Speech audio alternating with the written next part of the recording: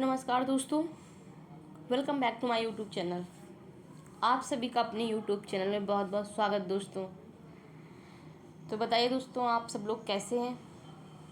आशा है कि आप सभी लोग अच्छे ही होंगे और भगवान करें आप सब लोग बहुत ही खुश रहें, स्वस्थ रहें, मस्त रहें और पढ़ाई पे बहुत ज़्यादा ही ध्यान दें। ठीक है, माँ सरस्वती जी की कृपा आप सभी पर बनी रहे। तो दोस्तों, हम लेकर के आए हैं आपके हिंदी के क्वेश्चन जो कि आपके एग्ज़ाम के लिए रहने वाले हैं बहुत ही महत्वपूर्ण। ठीक है, आपका ज़्यादा समय ना वेस्ट करते हुए हम चलते हैं इन प्रश्नों की तरफ। देखिए दोस्त, पहला प्रश्न क्या कह रहा है, प्रबल का विलोम बताइए। बताइए प्रबल का विलोम क्या होगा। सबल, निर्बल, सबल, बलहीन, निर्बल, फिर है सरल। बताइए दोस्तों, इसमें सही ऑप्शन क्या होगा। दोस्तों, इसमें सही ऑप्शन जो है प्रबल का क्या हो जाएगा, निर्बल हो जाएगा। क्या हो जाएगा, निर्बल। सी ऑप्शन आपका करेक्ट है। ठीक है, आइए अगले प्रश्न की तरफ। कह रहा है प्रतियोगी का, देखिए दोस्तों, कह रहा है प्रतियोगी का विलोम बताइए। इसमें भी आपको विलोम शब्द बताना है।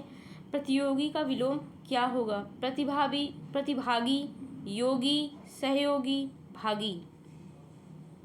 बताइए दोस्तों, प्रतियोगी का विलोम क्या होगा। इसमें सही ऑप्शन जो है प्रतियोगी का जो विलोम होगा दोस्तों, वो हो जाएगा सहयोगी। क्या हो जाएगा, सहयोगी। ठीक है, सी ऑप्शन आपका करेक्ट हो जाएगा। देखिए तीसरा प्रश्न कह रहा है समष्टि का विलोम बताइए। दोस्तों, इसमें भी विलोम शब्द आपको बताना है। समष्टि का क्या हो जाएगा, प्रकृति, प्रविष्ट, या फिर व्यष्टि, या निवृत्त।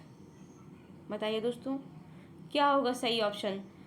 समिष्ट का जो विलोम शब्द है दोस्तों, वो व्यष्टि हो जाएगा। क्या हो जाएगा, व्यष्टि। इसमें भी सी ऑप्शन आपका करेक्ट है।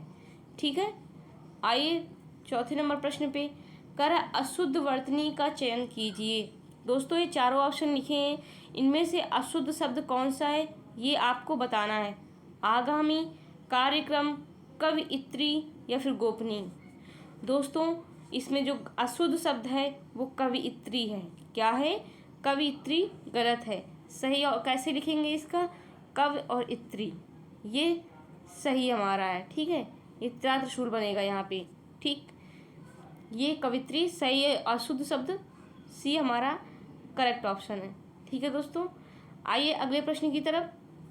पाँचवें नंबर प्रश्न कह रहा है अशुद्ध वर्तनी का चयन करें। इसमें भी आपको अशुद्ध शब्द बताना है। पूज्य, ईर्ष्या, प्रशंसा, अंत्याक्षरी। दोस्तों, इसमें जो अशुद्ध शब्द है ईर्ष्या है। ऐसे ईर्ष्या नहीं लिखते हैं। कैसे लिखते हैं ईर्ष्या, ईर्ष्या ये ऐसे करते हैं, ऐसे करके ईर्ष्या, ये रा ऊपर उड़ेगी। ठीक है, ये तब सही हो जाएगी ईर्ष्या। ये सही शब्द है आपका, और जो अशुद्ध वर्ड है इस ये बी ऑप्शन है। ठीक है, अशुद्ध शब्द ये पूछा है। देखिए छठवें नंबर प्रश्न पे क्या कह रहा है, जो बिना वेतन के कार्य करता हो, वाक्य के लिए सही शब्द का चयन करें। बताइए, जो बिना वेतन के कार्य करता हो उसके लिए सही वाक्य क्या होगा। अवैतनिक, बेगार, स्थानापन्न, इनमें से कोई भी नहीं। दोस्तों, जो बिना वेतन के कार्य करता हो उसके लिए क्या हो जाएगा, अवैतनिक हो जाएगा। क्या सही शब्द हो जाएगा, अवैतनिक। ठीक है, ए ऑप्शन आपका करेक्ट हो जाएगा। आइए सातवें नंबर प्रश्न पे कह रहा है जिस पर अभियोग चल रहा हो उसके लिए एक शब्द है। बताइए, जिस पर अभियोग चल रहा हो उसके लिए आप एक शब्द में क्या कहेंगे। अपराधी, अभियुक्त, प्रतिवादी, आरोपी। दोस्तों, जिस पर अभियोग चल रहा हो उसके लिए सही ऑप्शन जो है उसे हम अभियुक्त कहेंगे। क्या कहेंगे, अभियुक्त। बी ऑप्शन हमारा करेक्ट हो जाएगा। ठीक है, आइए आठवें नंबर प्रश्न पे। आठवां नंबर प्रश्न कह रहा है निम्न में तद्भव शब्द का चयन करें। बताइए, इसमें तद्भव शब्द कौन सा है। चारों ऑप्शन बहुत ही अच्छे से पढ़िए दोस्तों, फिर बताइए इनमें से तद्भव शब्द कौन सा है। मतलब 3 ऑप्शन आपके ऐसे होंगे जो तत्सम शब्द में लिखे होंगे और एक ऑप्शन जो होगा वो तद्भव शब्द में होगा। ठीक है, अरिष्ट, रीठा, रिक्त, ईर्ष्या। बताइए कौन सा होगा। दोस्तों, इसमें सही शब्द जो है वो रीठा होगा। क्या होगा, रीठा। बी ऑप्शन आपका करेक्ट है। ठीक है, आइए 9वें नंबर प्रश्न पे। 9वां नंबर प्रश्न कह रहा है इसमें भी तद्भव शब्द का चयन करना है आपको दोस्तों। बताइए तद्भव शब्द का चयन करें। संधि, श्रेष्ठी, सया, सेठ। इसमें तद्भव शब्द कौन सा है? इसमें तद्भव शब्द जो है दोस्तों वो सेठ होगा। क्या होगा? सेठ। डी ऑप्शन आपका करेक्ट है। ठीक है, आइए 10वां नंबर प्रश्न पे देखिए। इसमें भी आपको तद्भव शब्द ही बताना है दोस्तों। ए ऑप्शन का लिप्त, लिच्छा, लेपिका, लेई। अच्छा, लेई तो आप लोग जानते होंगे ना, है ना? बताइए दोस्तों इसमें तद्भव शब्द कौन सा है? दोस्तों इसमें जो तद्भव शब्द है वो लेई है। क्या है? लेई है। ठीक है, डी ऑप्शन आपका करेक्ट हो जाएगा। डी ऑप्शन आपका करेक्ट हो जाएगा। ठीक है दोस्तों, आइए 10वें नंबर प्रश्न पे। इस 10वां नंबर प्रश्न तो हो चुका है दोस्तों, इसमें भी लेई ऑप्शन होगा। ठीक है,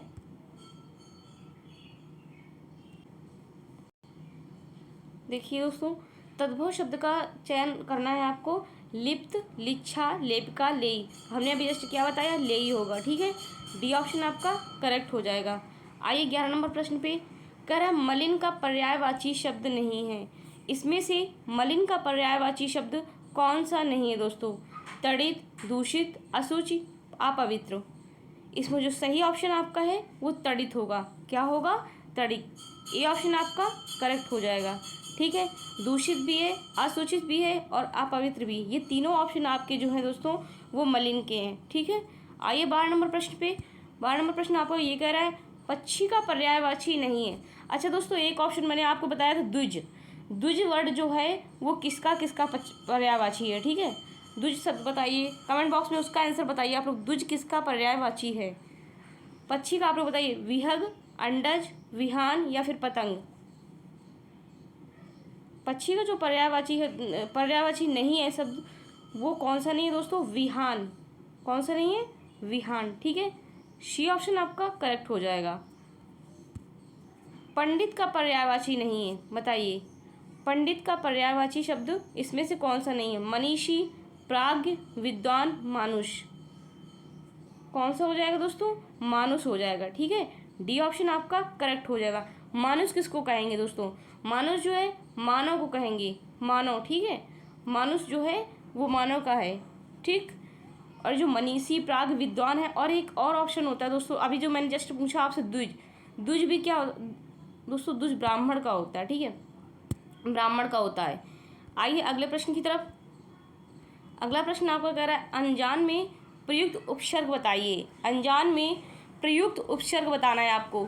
अनजान में कौन सा शब्द ऐसा है जो उपसर्ग लगेगा? बताइए, अनजान में आ उपसर्ग होगा, अन होगा, या फिर अनज, या फिर बड़ा आ? बताइए दोस्तों, अनजान में जो उपसर्ग होगा इसमें हलंत वाला ना बनेगा। ठीक है, कौन सा ना बनेगा? हलंत वाला ना। ठीक है, तो अनजान में जो प्रयुक्त उपसर्ग है वो अनुपसर्ग हो जाएगा।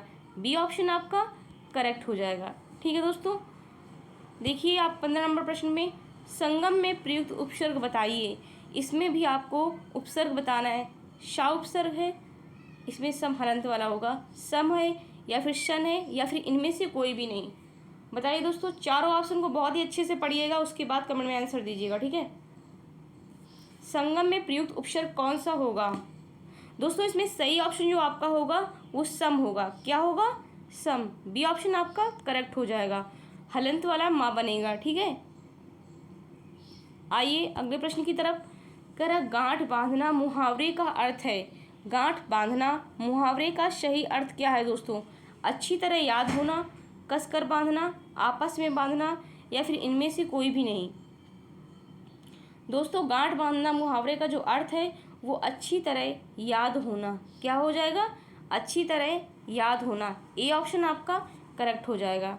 ठीक है, कसकर बांधना, आपस में बांधना, इनमें से कोई भी नहीं, ये तीनों ऑप्शन आपके नहीं होंगे। ठीक है दोस्तों, तो सही ऑप्शन जो होगा आपका वो ए है, अच्छी तरह याद होना। ठीक है, देखिए अगला प्रश्न क्या कर रहा है, युधिष्ठिर में कौन सा समास है? ये आपको बताना पड़ेगा। समास तो बताया कई बार मैंने। बताइए युधिष्ठिर में कौन सा समास है दोस्तों? इसे आप लोग कमेंट बॉक्स में बताइए। देखिए ऑप्शन देखिए, कर तत्पुरुष, कर्मधारय, अव्ययी भाव, या फिर इनमें से कोई भी नहीं। दोस्तों जिस समास के बाद जिस समास के बाद का अथवा उत्तर पद प्रधान होता है तथा दोनों पदों के बीच कारक चिन्ह लुप्त हो जाता है उसे हम क्या कहते हैं? उसे हम तत्पुरुष समास कहते हैं। जैसे युधिष्ठिर में पूछ रहा है तो युधिष्ठिर का मतलब क्या होता है? युधिष्ठिर का मतलब होता है युद्ध में स्थिर रहने वाला, ठीक है, या फिर युद्ध में स्थिर, युद्ध में स्थिर, ठीक है। इसमें जैसा पूछ रहा है उसका पहले आप संधि विच्छेद एक तरह से तोड़िए शब्दों को। युद्ध में स्थिर, युधिष्ठिर का जो हमने तोड़ा शब्द क्या बना? युद्ध में स्थिर। तो ये किसके अंतर्गत आएगा? ये आएगा हमारा तत्पुरुष समास के अंतर्गत, ठीक है। ये किसके अंतर्गत आएगा दोस्तों? ये तत्पुरुष समास के अंतर्गत आएगा। तो इसमें सही ऑप्शन जो आपका होगा ए ऑप्शन करेक्ट हो जाएगा, ठीक है। आइए अगले प्रश्न की तरफ। कह निम्न व्यंजन संधि का उदाहरण है। व्यंजन संधि का उदाहरण कौन सा है दोस्तों? बताइए। परोपकार, निष्फल, किंचित या फिर इनमें से कोई भी नहीं। इसमें सही ऑप्शन जो हो जाएगा दोस्तों वो क्या होगा? किंचित हो जाएगा, ठीक है। क्या होगा? किंचित। सी ऑप्शन आपका करेक्ट हो जाएगा। देखिए 19वां नंबर प्रश्न कह रहा है काव्य में कितने रस माने जाते हैं? बताइए काव्य में कितने रस माने जाते हैं दोस्तों?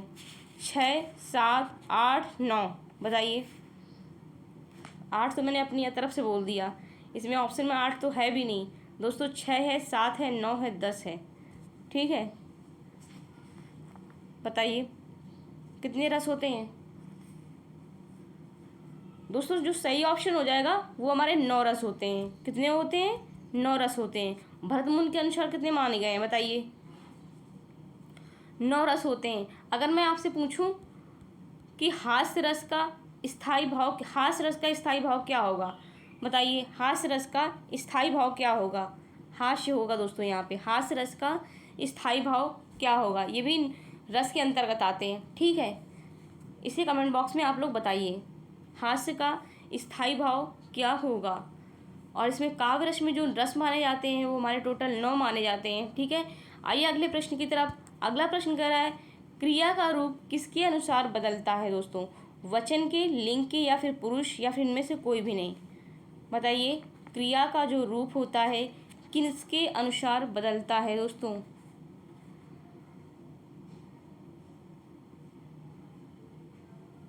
बताइए, ऑप्शन बताइए आप लोग। किसके अनुसार बदलता है क्रिया का रूप? वचन, लिंग, पुरुष या फिर इनमें से कोई भी नहीं। सही ऑप्शन क्या होगा दोस्तों? बताइए।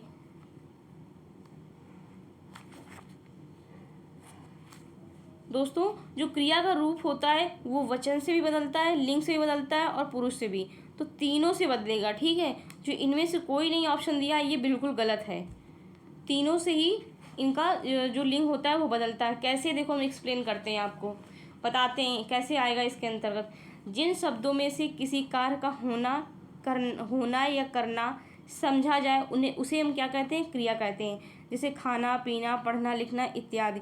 हिंदी में क्रिया के जो रूप होते हैं लिंग, वचन और पुरुष के अनुसार बदलते हैं, ठीक है। हिंदी में क्रिया कैसे बदलती है? हिंदी में क्रिया के जो रूप होते हैं दोस्तों वो लिंग, वचन और पुरुष के अनुसार बदलते हैं, ठीक है। तो इसमें तीनों ऑप्शन आपके करेक्ट हो जाएंगे। जो डी ऑप्शन है वो गलत है, ठीक है। तो इसके अंतर्गत कैसे हम लिख सकते हैं? ये देखिए दोस्तों डी ऑप्शन के अंतर्गत लिख सकते हैं हम ये तीनों, ठीक है। ये तीनों के अनुसार हम बदल सकते हैं। तो हमारा सही ऑप्शन हो जाएगा डी, ठीक है। इनमें से कोई नहीं लिख करके लिख लीजिए ये तीनों या उपर्युक्त तो सभी, ठीक है दोस्तों। तो हमारी वीडियो का ये लास्ट क्वेश्चन था दोस्तों। अब आपकी वीडियो समाप्त हुई। Thanks for watching my video. जय हिंद, जय भारत, वंदे मातरम, ठीक है दोस्तों। All the best. आप लोग अपना ध्यान रखें, खुश रहें, मस्त रहें।